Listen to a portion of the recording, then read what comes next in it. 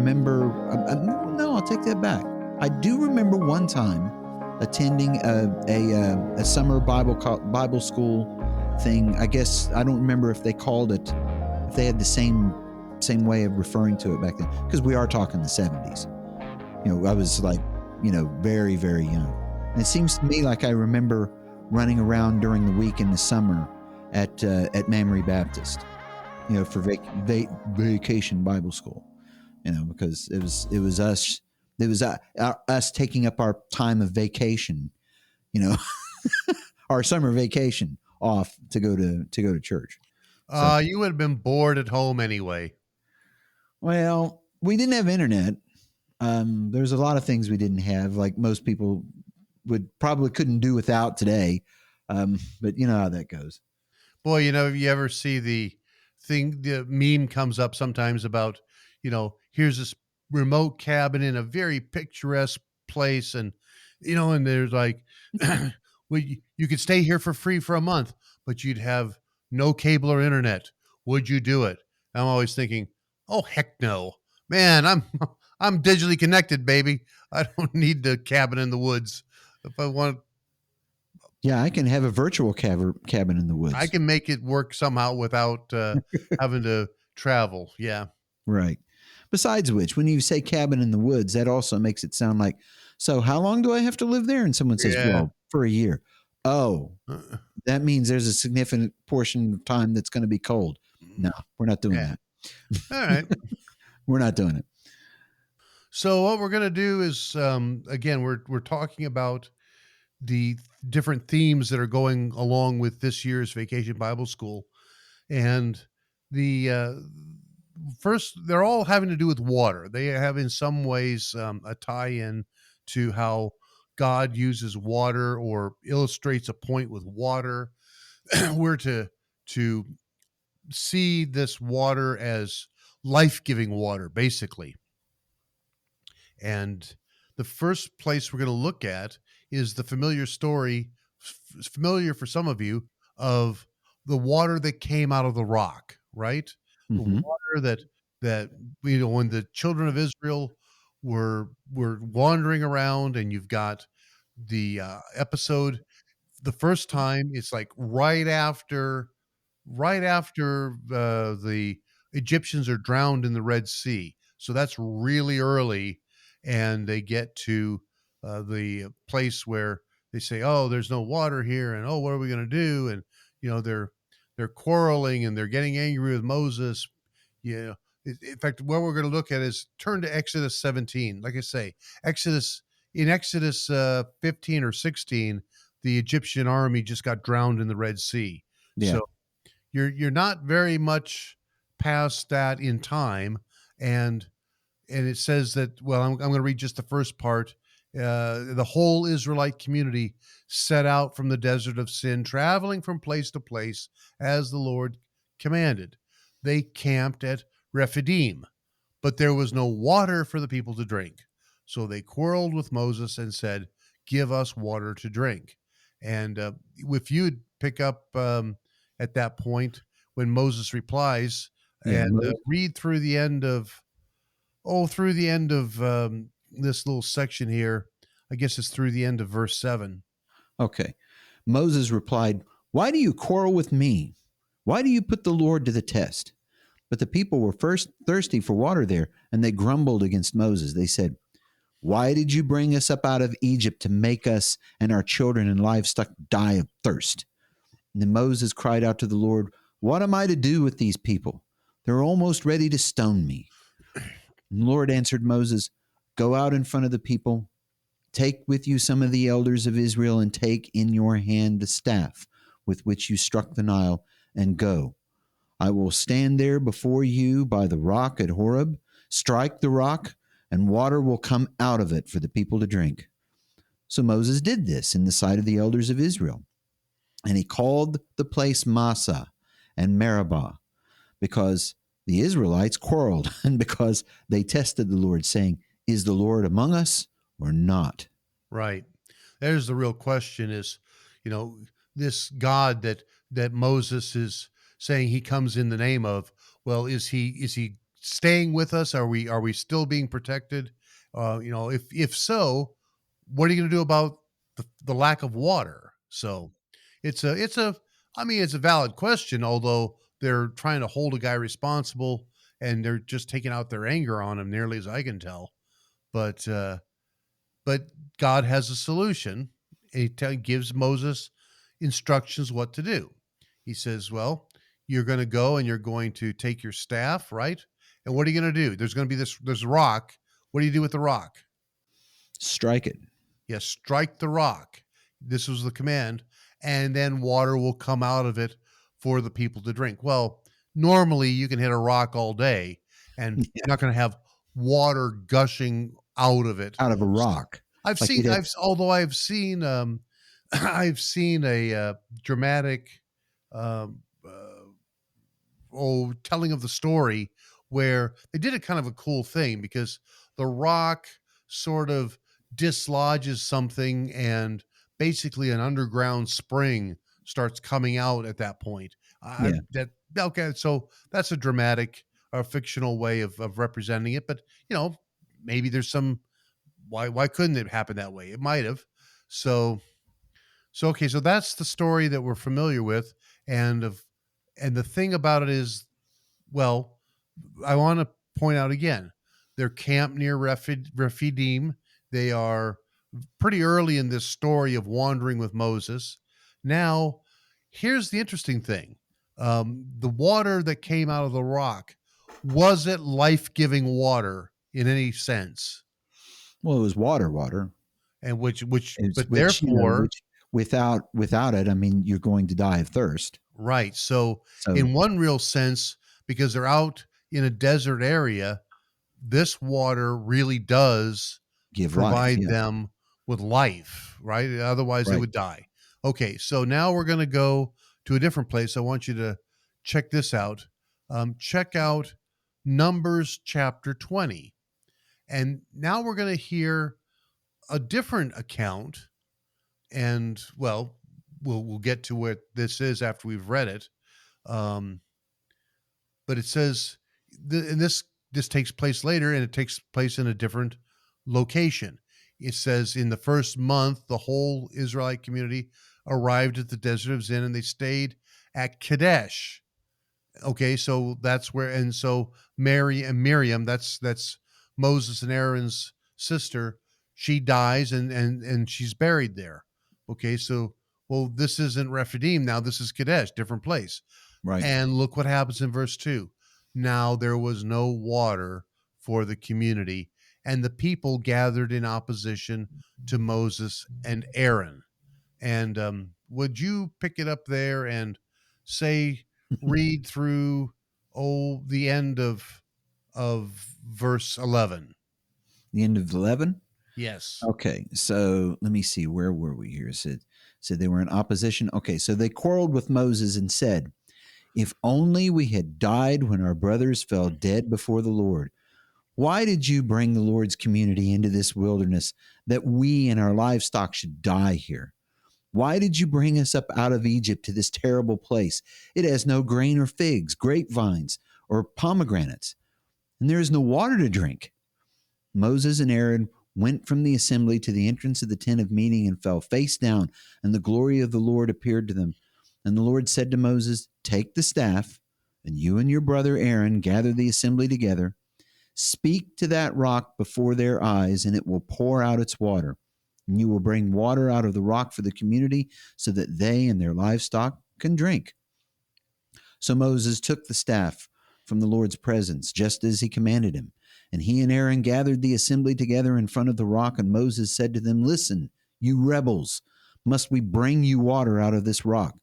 Then Moses raised his staff, his arm, and struck the rock twice with his staff. Water gushed out, and the community and their livestock drank. And that's Or the end of 11.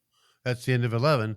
And Right. so what I want to do is make a point that earlier when we were in Exodus 17, what was the explicit instruction given to Moses? To strike the rock. To strike the rock. Right. Now we're in Numbers 20, different place, different occasion, and So now, and besides that, Moses got his brother Aaron right there with him, and they get, well, they also have got the same problem, and the Lord is going to solve it in a remarkably similar way. And so, well, what does he explicitly get told to do this time? Speak to the rock. Yeah, nothing about hitting it, right? Right. Nothing about hitting it. Take the staff, but don't, Yeah. speak to the rock. Speak to the rock, and before their eyes it will pour out its water. Well, of course, Moses Moses has to, part of it is he's worked up about them, and he's saying that, you listen, you rebels, because they're still trying to kind of do a mutiny on him. You know, must we bring you water out of this rock? And you're right. He raises his arm, he takes the staff, he uses the staff to strike not once, but twice this rock. And, well, it works, Yeah. right? The water gushes out. Again, their lives are saved. The rock is still providing the life giving water. There's a however. The however is starting in verse 12. Right. Would you read from 12 and then might as well read 13 as well? Okay. But the Lord said to Moses and Aaron, because you did not trust in me enough to honor me as holy in the sight of the Israelites, you will not bring this community into the land I give them. These were the waters of Meribah, where the Israelites quarreled with the Lord and where he was proved holy among them. Okay. So the Lord takes it as an affront because you didn't trust me enough. You could have honored me by just doing exactly what I said. Don't embellish it. But no, you've got to be a big dude. You got to be a big guy with a big staff and hit the rock and show who's boss. Well, on top of that, he says, must we bring water out of this rock? Well, yeah. Right? He does have Aaron along with him. Yeah. So, But, it's as though we're the ones who are supplying the oh, water. I for you. see what you mean. Yeah. Right. He's also in a way taking some credit for it. Okay, I get it. Yeah. So, Now he's mad, but he was told what to do. right. Yep. Didn't do it. Well, he went about it. He went about it his own way. And you know what? There's a lot of times in the Bible where people said, "Well, I'm gonna do what God wants me to do But I'm in going to my do it my own way. way. I'm gonna do it in my own way." And God is always like, "Yeah, not Okay. really interested in you doing it in your own way." Yeah, you got water, but you had to strike it twice, where before you only had to strike it once. All right. Right. So let's back up. Let's look at both of these two stories and kind of, well, you can see we've already talked about the differences. Different place, different time. One is seems like it's Moses acting alone. And this time in Numbers 20, it's Moses and Aaron, and the one place he had the instruction to strike it, but in this place he has the instructions just to speak to it. And of course, that's not good enough for him, so he's got to do it his own way. So those are the differences. The main idea, though, does seem to have a striking similarity. Is that, well, they're in a place where there's no water to be had, at least none that's apparent, and in each case, the people are starting to think, we're gonna die out here. That's exactly what's going to happen, and they don't have any confidence in don't really have any confidence in God. Certainly, they're Not fed in up with Moses. Moses, And they and tended to do that all the time too. Like, well, yeah, the thing that I remembered was there weren't enough gravestones in all of Egypt that you had to bring us all the way out here to die. yeah, they got Yeah. they've got a whole list of complaints, but Yeah. okay, so but they take Moses is in Exodus 17 addresses the situation, takes it to the Lord. Lord tells him what to do. In this case, similarly, and in both cases, there's a rock, and well, Moses, well, granted, in the one time he's doing it just the way the Lord told him to. In the other time, he's doing it his own way. But the result is still the water comes forth, and the people essentially are saved, right? Right. So that's an important parallel there. That the rock really does give them the water, without which they would have died out there. And there's something, and there's the element of the miraculous. So there are folks, I'm just going to mention them and I'm not going to comment on it, that they'll say, well, when you look at this from a source critical viewpoint, it's really the same story, just told two different ways, and they both got included in the Old Testament. And so, one story places it at the beginning, one story places it later, and but this is just because different competing groups. The priestly source has a reason for wanting to have the story told this way, and the earlier one has a different interpretation.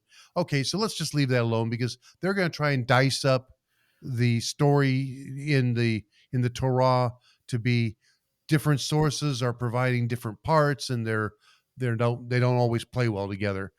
Let's look at it though as a consistent story. That's how it comes to us, as something that there's a story of the Israelites. They're on the move. Twice they have a water from the rock episode. Now, one might imagine, I think, that you could ask a reasonable question. So the second time they couldn't believe that there would be water for them somehow. I mean, that having seen it before, they'd forgotten that soon. You know, okay, strange, but okay. We do The kind of do that, you know.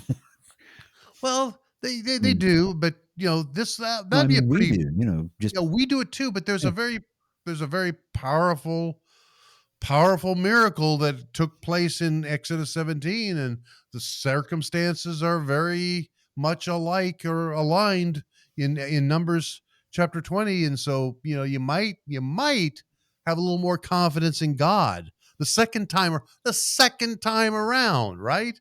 He right, showed himself faithful the first time. But okay, so they're still complaining, they're quarreling.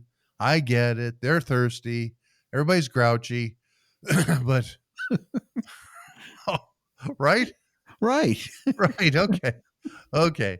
But so isn't it odd though that, well, just when they get to a place where same situation happens, huh, here's another rock. Now, one way to read this is the story of they came to two different places, and God used a rock in one place, and then he used another rock when they got to the same situation in another place, and the miracle gets repeated.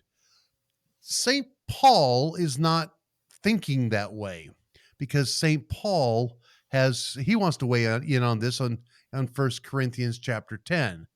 So he's trying to talk about how the the the people, the Jewish fathers, their forefathers, were not all of them pleased. They with God was not pleased with all of them. And so he looks at the wilderness episode a little differently. He says in verse 10, or chapter 10 verse 1, for I do not want you to be unaware, brothers, that our fathers were all under the cloud and all passed through the sea. Well, that's going to be the Red Sea, right? Same, we know the story. And then he does a little interpretation move there. Verse 2, and all were baptized into Moses in the cloud and in the sea. So he sees passing through the Red Sea is, well, kind of a having a baptismal symbolism, but of course Christ isn't present yet. So this is, well, I guess they're baptized into Moses. Okay, and they all ate the same spiritual food, right? This food being the manna, and they all drank the same spiritual drink. And then he makes the conclusion, for they drank from the spiritual rock that followed them. See, in St. Paul's mind, these two episodes really are different episodes, but it's the same rock. And there's no explanation for, when we were back in this place, the rock was there. Funny, we're in a new place, but he doesn't know. There's no attempt to explain, and this rock is present for us again. But it's he so when he says followed them, I think he doesn't mean anything like, oh look, that creepy rock keeps going everywhere we go. I think it's just I think the idea is that, and when we show up in this place, the rock is there ahead of us.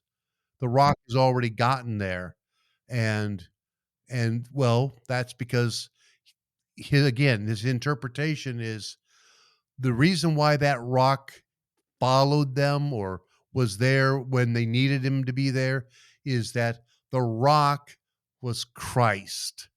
And I think that Paul doesn't mean symbolizes. I don't think he means, and this symbolizes how Christ is with us. I think in Paul's mind, in some way that, well, I can't explain, you can't explain, he probably couldn't explain that, well, Christ actually is the rock. I mean, that as though he's present under the guise of this rock in the Old Testament.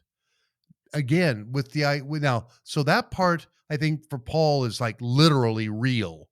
And the fact that the water that came out is also something they really drank from. He calls it spiritual drink. It's, yeah, spiritual, all right, but it's because it has a spiritual source. It's literal water too. Otherwise, if it's not literal water, they're going to literally die. So, you know, literal water is needed for literal thirst. But so they drank from the same spiritual drink. They all drank from the spiritual rock. So this is the rock that provides for them, and the rock was Christ. The symbolic part, I think, is then to say, well, how is Christ the same rock for us with a spiritual drink for us? Because we don't go around looking for a big boulder and trying to find where do I turn this thing on to get something How many to, times do I got to smack this one? yeah, to Or what am I supposed to say? a little drink, no, Yeah. that's not it. It's not that kind of thing. It's that he's providing for us a spiritual way that sustains us. And that ties in again to this whole theme of Vacation Bible School, is that we all, you know what, it's not just it's there's a spiritual thirst, right? There's a spiritual thirst that we experience. Now, the world experiences it too, but you think they're going to try to find that rock from which we can all drink? Oh, come The on. world isn't going to. Smacking a rock to get living water out Yeah. of it. That Now doesn't the make any nice sense. there is a point here that the rock was not to be hit twice. It's the one time it got struck, well, because Christ also was struck to give us the living water. Um, but that living water now comes to us continually. You don't you don't have to. Christ will never be struck like that again. So, in order to keep the parallelism, Moses should have only struck it the one time when he was told to, spoke to the rock the next time when he was told to do that. And in the same way, Christ is always going to be there for us. So, in a way, the takeaway is speak to the rock. You know, Mhm. there's a lot of ways that we talk about Christ as the rock of our salvation. And usually when we're talking that way, what we mean is the solid foundation, Mhm. built upon a rock, not on the sand, that kind of thing. And well, a rock is a weighty, substantial thing that you have to it will crush you before you move it, right? And Right. that's exactly the idea about Jesus and this world. The world is going to get crushed under this rock, this massive rock, before the world can move the rock. But there's also the drink aspect, and that's really for us. That's for those who come to this rock, and they're going to receive from out of the rock a living water. And a living water is well, it's still just true today too, but in the ancient world is very prized because it's not it's better than well water, that's for sure. It's way better than a, a pool of water that how long has that been sitting there? Because living water is moving, it's coming up and bubbling up, it's flowing continuously, and that's the kind of water in a spiritual sense that is coming into our lives through Jesus Christ our Lord. He is our rock. And I think there's been a lot of people who have made the parallel idea that the water in some regard represents, well, the Spirit of God. And maybe that's exactly what we should think about it as, is that the Spirit coming into our life comes to us through Christ, the rock, who was struck for us, right? Right. And that's the thing, is like, this is what I take from it personally. And I'm stealing this from some pastor that I know that I'm staring at right now. Meh. You said once upon a time that, like, the rock first was cleft, like in Rock of Ages. Okay. Yep. But the second time it's about speaking, because Yeah. that's what's spoken over the sacrament. And that's what's spoken from the pulpit, the word that brings you water of life. So Yeah. I hope what we can do in our Vacation Bible School is communicate that idea, that big idea, to these kids and young people. And then we're also going to do something for the adults.